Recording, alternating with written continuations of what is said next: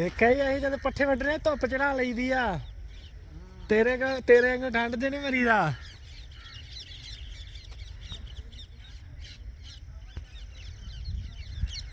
ਉਹ ਨਹੀਂ, ਉਹਨਾਂ ਪਤਾ ਕਿ ਪੱਠੇ ਵੱਢਣ ਦਾ ਟਾਈਮ ਹੋਇਆ ਵਾ ਬੱਲੇ ਹੋਣਾ ਦਾ। ਲੈ ਬਾਹਰ ਨਿਕਲਦਾ ਟਾਈਮ ਜਦ